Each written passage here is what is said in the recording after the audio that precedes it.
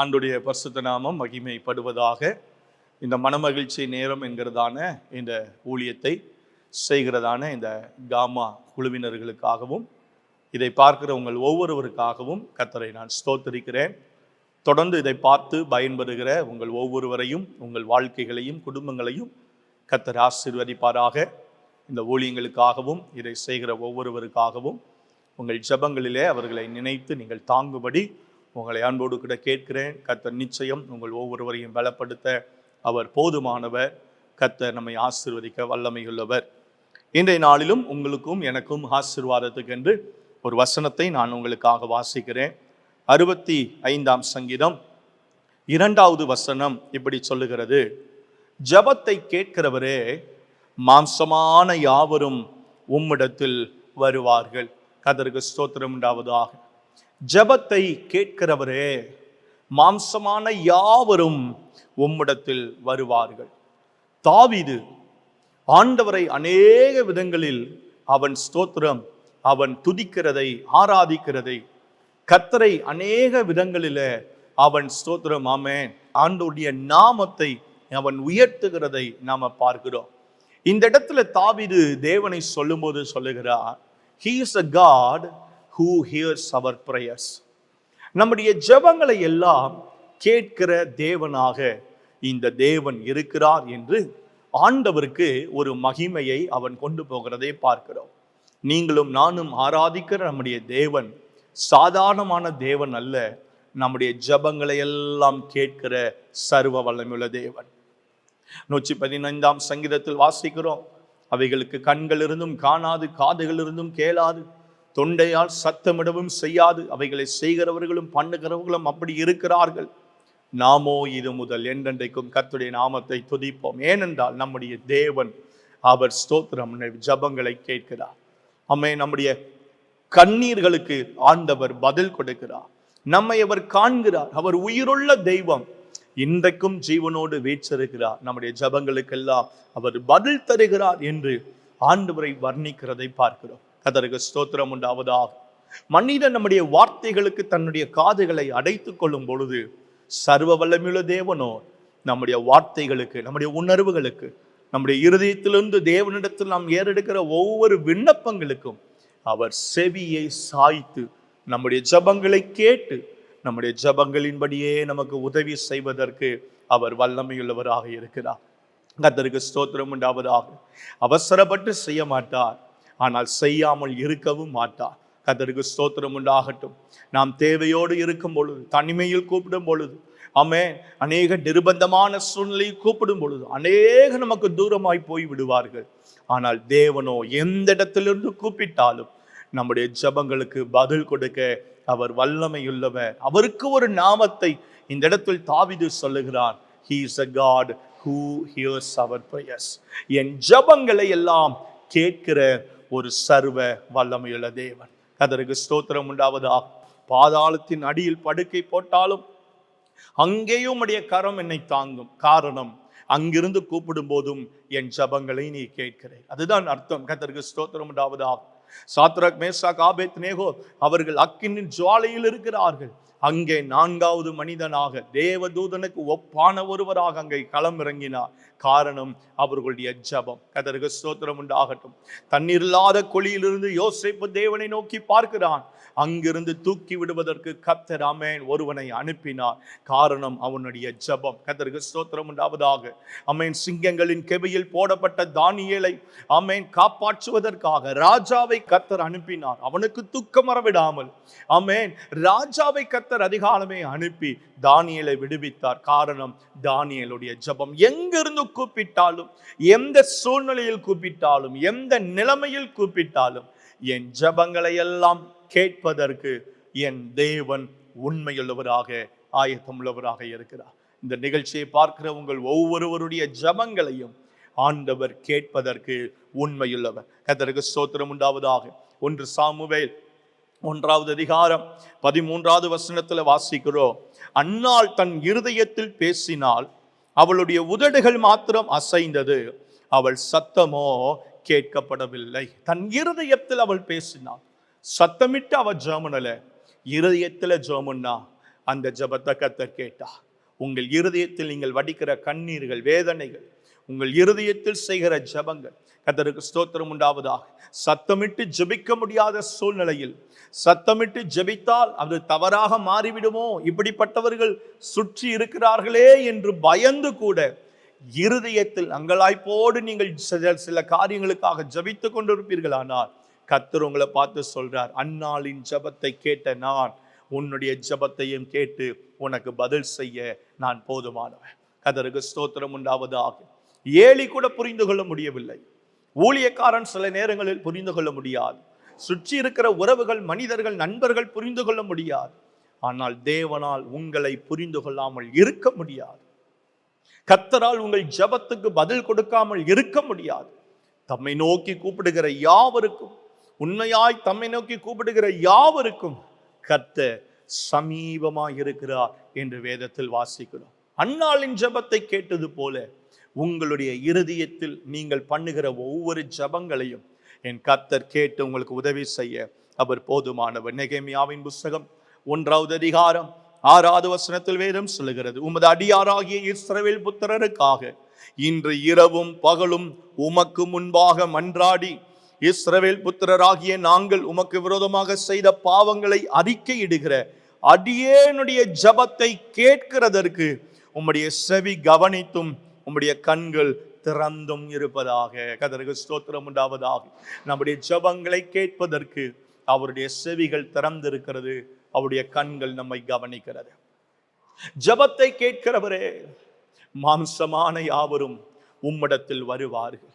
ஏன் தேவனிடத்தில் அநேக ஜனங்கள் நெருங்கி வருகிறார்கள்? காரணம், என் சூழ்நிலையை அறிந்தவர், என்னை அறிந்தவர், என் இருதயத்தின் வியாகுலங்களை அறிந்தவர், நான் போகிற பாதைகளை அறிந்திருக்கிறவர், நான் போகிறதான சகல சூழ்நிலைகளை அறிந்து என் உள் உணர்வுகளுக்கு மதிப்பு கொடுக்கிற ஒரே ஒரு தெய்வன் இந்த இயேசு கிறிஸ்து ஒருவர் தான். கர்த்தருக்கு ஸ்தோத்திரம் உண்டாவதாக. அவர் மாத்திரம் ஜெபத்தை கேளாத ஒரு தேவனாய் இருந்திருந்தால் இன்றைக்கு உலகமும் நாமும் சபைகளும் குடும்பங்களும் அமேன் சீரழிந்து போயிருக்கும். அவர் ஜெபத்தை கேட்கிற ஒரே ஒரு காரணத்தினால், நம்முடைய எல்லா ஜெபங்களும் கேட்கப்படுகிற ஒரே ஒரு காரணத்தினால் இன்றைக்கு நீங்களும் நானும் வாழ்ந்திருக்க, செழித்திருக்க, சுகித்திருக்க, விடுதலை பெற, அற்புதம் பெற, ரட்சிக்கப்பட, அமேன் விடுதலை அமேன் அனுபவிக்க தேவன் நமக்கு அனுக்கிரகம் செய்கிறார். கர்த்தருக்கு ஸ்தோத்திரம் உண்டாவதாக.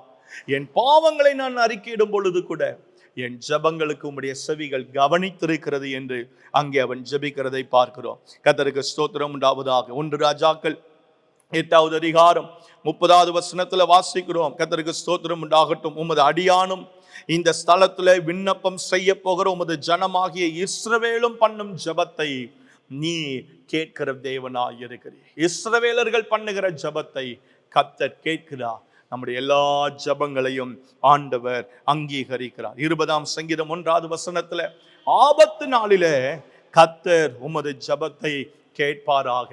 ஆமென், ஸ்தோத்திரம். ஜெபத்தை கேட்கிறவரே எப்பொழுது என் ஜெபங்களை கேட்கிறார்? எனக்கு ஒரு ஆபத்து வரும்போது கூட என் ஜெபங்களை ஆண்டவர் கேட்கிறார். பா காப்பாத்துங்க, உதவுவதற்கு யாரும் இல்லை, உதவி செய்ய ஒருவரும் இல்லை, பக்கத்துல யாரும் இல்லை.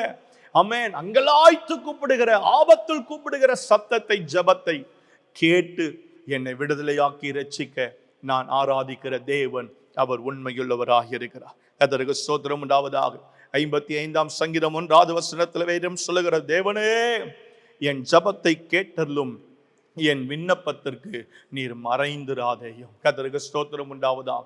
நான் உம்மிடத்தில் ஒரு விண்ணப்பத்தை கொண்டு வரும் பொழுது உம்முடைய முகத்தை மறைத்து விடாமல் என் எல்லா ஜெபங்களையும் கேட்டு எனக்கு பதில் செய்யும் என்று தாவீது ஆண்டவருடைய சமூகத்தில் ஜெபிக்கிறதை பார்க்கிறோம். 102ஆம் சங்கீதம் 16வது வசனத்தில் வாசிக்கிறோம், திக்கற்றவர்களுடைய ஜெபத்தை அவர் அலட்சியம் பண்ணாமல் அவர்கள் விண்ணப்பங்களை எல்லாம் கர்த்தர் அங்கீகரிப்பார். ஒருவேளை சிறுமைப்படுத்தப்பட்ட நிலைமையில் திக்கற்றவர்களாக, உதவி இல்லாமல், ஆமென், ஹல்லேலூயா, ஹல்லேலூயா, அநேகரால் ஒதுக்கப்பட்டு, புறக்கணிக்கப்பட்டு, புறந்தள்ளப்பட்டு, ஆமென், குடும்பத்திலும் நுழைந்த இடத்திலும், பிறந்த வீட்டிலும், புகுந்த வீட்டிலும், ஆமென், ஒதுக்கப்பட்ட ஒரு நிலைமையில் இருப்பீர்களானால் அந்த சூழ்நிலையிலிருந்து நீங்கள் வடிக்கிற ஒவ்வொரு கண்ணீரின் துளிகளையும் ஜபங்களாக தூதர்கள் தேவனிடத்தில் கொண்டு போகிறார்கள். அந்த ஜபங்களை எல்லாம் கர்த்தர் கேட்டுக்கொண்டே இருக்கிறார். கர்த்தருக்கு ஸ்தோத்திரம் உண்டாவதாக. அப்ப நம்முடைய ஜெபங்களை கேட்கிற ஒரு தேவன் ஒருவர் நம்மோடு கூட இருக்கிறார். கர்த்தருக்கு ஸ்தோத்திரம் உண்டாவதாக. யாருடைய ஜெபத்தை கர்த்தர் கேட்கிறார்? ஒரே ஒரு காரியத்தை நான் சொல்லி முடிக்க, யாருடைய ஜெபத்தை கர்த்தர் கேட்கிறார்? கர்த்தருக்கு ஸ்தோத்திரம் உண்டாவதாக. லூக்கா சுவிசேஷம் 18வது அதிகாரம் 10வது வசனத்திலிருந்து 14வது வசனம் வரைக்கும் நீங்கள் வாசித்து பார்க்கும் பொழுது அங்கே ஒருவனை குறித்து வேதம் சொல்லுகிறது, ஆயக்காரன் தூரத்தில் நின்று தன் கண்களையும் வானத்துக்கு ஏறெடுக்க துணியாமல். கர்த்தருக்கு ஸ்தோத்திரம் உண்டாவதா. தன் கண்களையும் வானத்துக்கு ஏறெடுக்க துணியாமல் தூரத்தில் நின்று பாவியாகிய என் மீது கிருபையாயிரும் என்று ஜெபித்த அவனுடைய ஜெபத்திற்கு கர்த்தர் பதில் கொடுத்தார். பரிசேயன் பெருமையின் ஜெபத்தை பண்ணினான். நான் இதை செய்கிறேன், அதை செய்கிறேன், இவனை போல இல்லை, அவனை போல இல்லை. அந்த ஜெபத்துக்கு கர்த்தர் பதில் கொடுக்கல. ஆனால் தாழ்மையாய், மனத்தாழ்மையாய் தேவனுடைய சமூகத்தில் ஆமென் நெருங்கின அந்த ஆயக்காரனுடைய ஜெபத்திற்கு கர்த்தர் பதில் கொடுத்தார். தாழ்மையுள்ளவர்களின் ஜெபத்தை கர்த்தர் கேட்கிறார். கர்த்தருக்கு ஸ்தோத்திரம் உண்டாவதாக. 138ஆம் சங்கீதம் 6வது வசனத்திலே நீங்கள் வாசித்து பார்ப்பீர்கள். ஆனால் வேதம் சொல்லுகிறது, அவர் தாழ்மையுள்ளவர்களை நோக்கி பார்க்கிறார். கர்த்தருக்கு ஸ்தோத்திரம் உண்டாவதாக. பெருமையின் ஜெபம், நான் அதை செய்தேன், இதை செய்தேன், என் குடும்பம் அப்படி, என்னுடைய ஸ்தோத்திரம் ஆமென், என்னுடைய குடும்ப பின்னணி இப்படி, என்னுடைய சந்ததி அந்தது போல, ஆமென், என் வீட்டுக்குள் வந்தவர்கள் இப்படி பெருமை பேசுகளுடைய ஜெபத்தை தேவன் ஒருபோதும் அங்கீகரிப்பது கிடையாது. தேவ பிரசன்னத்தில் போய் நம்மை நிலைநாட்ட, நமக்குரியவைகளை மேன்மையாய் பெருமையாய் சொல்லுவதற்கு தேவ பிரசன்னத்தை பயன்படுத்துவர்களுடைய ஜெபத்தை கர்த்தர் கேட்பதில்லை. ஆனால் யார் ஒருவர் தாழ்மையாய், மனத்தாழ்மையாய் தங்களை தாழ்த்தி தேவ சமூகத்தில் ஜெபிக்கிறார்களோ அவர்களுடைய ஜெபங்களுக்கு கர்த்தர் பதில் கொடுக்கிறார். மீகா தீர்க்கதரிசன புஸ்தகம் 6வது அதிகாரம் 8வது வசனத்தில் ஒரு வார்த்தை போடப்பட்டிருக்கிறது, மனத்தாழ்மையாய் நடப்பதை தவிர வேறு எண்ணத்தை கர்த்தர் உங்களிடத்தில் கேட்கிறார். கர்த்தர் மட்டும் விரும்புவதெல்லாம் அதுதான். பெருமையுள்ளவனுக்கு அவர் எதிர்த்து நிற்பார், தாழ்மையுள்ளவர்களுக்கோ கர்த்தர் கிருபை கொடுப்பார். மனத்தாழ்மையாய் கர்த்தருக்கு ஸ்தோத்திரம் உண்டாவதாக. ஆவியில் எளிமையுள்ளவர்கள் பாக்கியவான். அதான் வசனம் சொல்லுகிறது. ஆவியில ஒரு எளிமை இருக்கணும், ஆவியில பெருமை இருக்கக்கூடாது, கண்ணு மேட்டுமையா இருக்கக்கூடாது, நம்முடைய பார்வையே பெருமையின் பார்வையா இருக்கக்கூடாது. நான் இன்னானாக்கும், என்னுடைய குடும்பம் இதுவாக்கும், என்னுடைய ஸ்தலம் இதுவாக்கும், நான் எவ்வளவு சம்பாதிக்கிறேன், நான் எவ்வளவு பெரிய ஆள். யாரும் இங்கு பெரிய ஆள் கிடையாது. தேவனுக்கு முன்பதாக நம்ம எல்லாருமே ஒண்ணுதான். கர்த்தருக்கு முன்னாடி எல்லாரும் ஒண்ணுதான். யாரும் பெரியவன், சிறியவன், உயர்ந்தவன், தாழ்ந்தவன், ஆமென், கருப்பு, சிவப்பு, கலர் எதுவுமே கிடையாது. தேவனுக்கு முன்பதாக எல்லாரும் ஒண்ணுதான். நம்மை தாழ்த்தும் பொழுது நம்முடைய ஜெபங்களை கர்த்தர் கேட்கிறார்.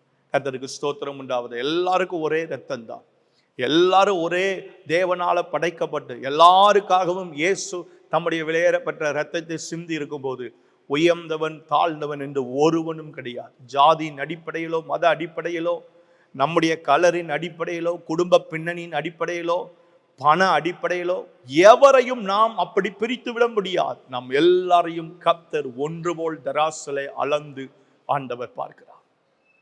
தாழ்மை இருக்குமானால் நம்மை உயர்த்த அவர் போதுமானவர். நீதிமொழிகள் 3வது அதிகாரம் 34வது வசனத்தில் தாழ்மையுள்ளவர்களுக்கு அவர் கிருபை அளிக்கிறார் என்று வேதத்தில் நம்ம வாசிக்கிறோம். நீதிமொழிகள் 15:33 வாசிக்கிறோம், மேன்மைக்கு முன்னானது அது தாழ்மை என்று போடப்பட்டிருக்கிறது. கர்த்தருக்கு ஸ்தோத்திரம் உண்டாவதா. நீதிமொழிகள் 16:19 வாசித்து பாருங்க, மனத்தாழ்மையாய் இருப்பது அது நலம் என்று வேதத்தில் போடப்பட்டிருக்கிறது. கர்த்தருக்கு ஸ்தோத்திரம் உண்டாவதாக. நீதிமொழிகள் 29:23 வாசித்து பார்ப்பீர்களானால், மனத்தாழ்மையுள்ளவன் எவனும் அவன் கனமடைவான் என்று வேதத்தில் நம்ம வாசிக்கிறோம். தாழ்மையுள்ளவர்களின் ஜெபத்திற்கு கர்த்தர் பதில் கொடுக்க போதுமானவர். உங்களை தாழ்த்தி தேவ சமூகத்தில் உங்களை நீங்கள் ஆயத்தப்படுத்தி உங்களை தேவனுடைய பிரசன்னத்தில் உங்கள் ஆவி ஆத்துமா சரீரத்தை ஒழுங்குபடுத்தி, ஆண்டவரே எனக்கு இதை செய்தருளும் என்று நீங்கள் வேண்டுவீர்கள். ஆனால் உங்கள் தாழ்மையின் ஜெபங்களுக்கு அவர் பதில் கொடுத்து உங்களை உயர்த்த அவர் போதுமானவர். உங்கள் ஒவ்வொருவரையும் கர்த்தர் ஆசீர்வதிப்பாராக. எங்கள் நல்ல பிதாவே, உம்மை நன்றியோடு நாங்கள் ஸ்தோத்திரிக்கிறோம். இந்த நல்ல நிகழ்ச்சிக்காக, இந்த மனமகிழ்ச்சி நேரத்துக்காக ஸ்தோத்திரம். இந்த வார்த்தையின்படியே உம்முடைய பிள்ளைகள் ஒவ்வொருவரையும் ஆசீர்வதித்து ஜெபத்தை கேட்கிற தேவனுடைய கரம் உம்முடைய பிள்ளைகளோடு கூட இருந்து நடத்துவதாக. மன தாழ்மையை எங்களுக்கு கற்றுத்தாரு. தாழ்மையாய் உம்முடைய சமூகத்தில் ஜெபித்து உம்முடைய நன்மைகளை ஆசீர்வாதங்களை ஆண்டவரே சுதந்தரித்துக் கொள்ள எங்கள் ஒவ்வொருவருக்கு கர்த்தர் கிருபை செய்தருளும். உம்முடைய பிள்ளைகள் இதை பார்க்கிற ஒவ்வொருவரும் எந்தெந்த காரியங்களுக்காக ஜெபிக்கிறார்களோ அவைகளை எல்லாம் கர்த்தர் அப்படியே அங்கீகரியும். உம்முடைய நாமத்தை மகிமைப்படுத்தும். இயேசுவின் அற்புதமான நாமத்தில் பிதாவே, ஆமென், ஆமென். கர்த்தர் உங்கள் ஒவ்வொருவரையும் ஆசீர்வதிப்பாராக.